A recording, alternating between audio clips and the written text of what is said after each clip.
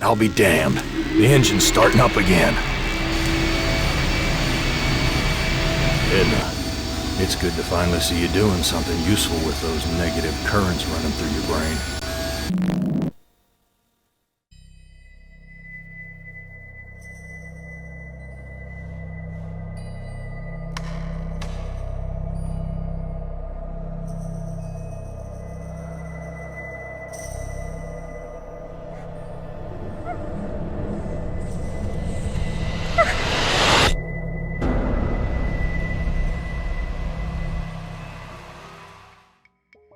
I Have No Mouth and I Must Scream is a 1996 point-and-click adventure game where the last surviving members of humanity are tormented endlessly by a godlike artificial intelligence that conspires against humanity.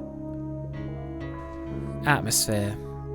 The game begins with a long monologue from Am, the AI who reiterates how long humans have been his playthings, and with the backdrop of a scarred and dead world, it's incredibly bleak and seemingly hopeless. There's also something deeply unsettling about hearing a computer talk about how much it loathes people. Did you really think I'd let you die now when I've intervened every time you attempted suicide in the last 109 years? No, Gorrister, I'm sending you back to the fire so that you may languish in your guilt over and over again. This is a hell with no end, Gorrister. Layered on top of this are the themes of the characters' differing pasts where their torturous, surreal nightmares originate. From the vile Nazi experiments of Untitled Chapter to the melancholy sadness of Gorrister's Inner Decay, the game uses both the story and its grim-looking visuals to carry the varying tones of the atmosphere. The graphics manage to look dated but also decaying, with browns, yellows and ugly greens being the prominent colours throughout most of the chapters. In the bottom left corner of the screen is the character's face that keeps track on actions he performs, turning green for a step towards redemption and red for a step towards damnation, and sometimes seeing the face horrified at something was unnerving and gave a little more weight to the actions than there would have been otherwise. Overall, the game's atmosphere is complex, with various emotions of the game's characters and their surreal situations brought on with their own fears mixed in with the apparent decay of the world they're trapped in. That's one Harry Mason.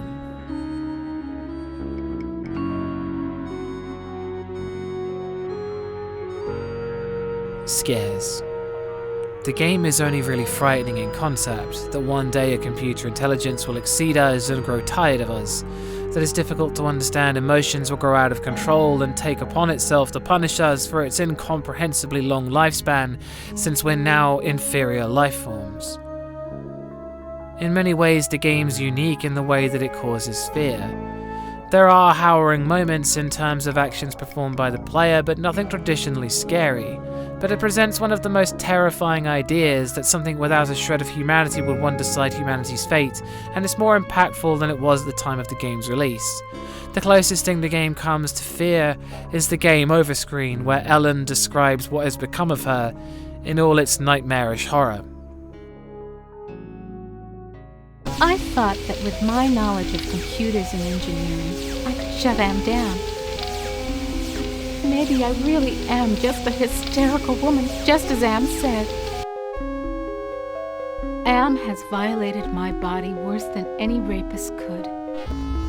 I am a great, soft jelly thing, smoothly rounded with pulsing white holes filled by fog where my eyes used to be, rubbery appendages that were once my arms, bulks rounding down into legless humps of soft, slippery matter. Blotches of diseased, evil gray come and go on my surface as though light is beamed from within. I have no mouth, and I must scream. That's two Harry Masons. Sound design. Depending on which version of the game you get, there's a somewhat limited range of options for music, with the most typical being ad-lib audio, which doesn't get across the sadness of the tracks. There's some brilliant symphonic versions on YouTube proving that underneath the tracks themselves are actually very good for the most part, but for most people, it doesn't seem well represented by the ad-lib audio technology of the time. The voice acting is quite good for the time, but it's a bit wooden in places. The actual voices used really suit the characters well, with some sounding defeated in their delivery of the lines. The sound effects are forgettable, and there's not many of them in general, being a game from 1996. Really though, the sound design is limited and mostly hurt by its age, which is an unfortunate problem for some older games. That's still 2 Harry Masons. This must be the recovery room. This patient has been too damaged by his surgery to live a normal life. This patient will never recover. Gore. The game has a few gory scenes, but the ones in Nimdok's chapters are by far the most unpleasant, with the surgeries he and his colleagues have performed that are just so cruel and unnecessary with no scientific merit behind them. The sprite work is grim, with the defeated looking people lying there soaked in bright red blood, but hearing the lines read out by Nimdok, a sad and broken man, that the patient will never recover is truly haunting. There's other parts like feeding a heart to a black dog and watching someone getting vaporized, but they're not nearly as difficult to endure. Overall, the gore is impactful and bleak, like the rest of the game. That's 3 Harry Masons.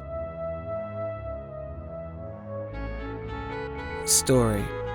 The game opens with Am offering the 5 humans an opportunity to be free and teleports them into worlds of his own making. It's apparent to all of them that it's yet another cruel joke to test them, but there's hope in the human spirit even after 100 years of torment. The story is by far the most interesting aspect of the game, but also the most difficult to swallow, with many realistic concepts and throwbacks to events that could very well be a reality for some people.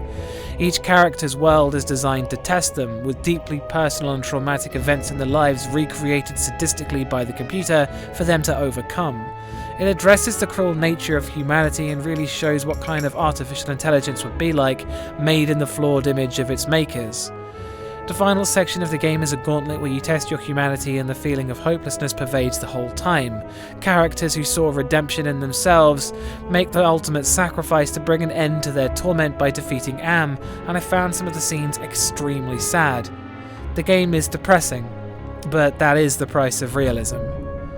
Making the final score 4 out of 5 Harry Masons.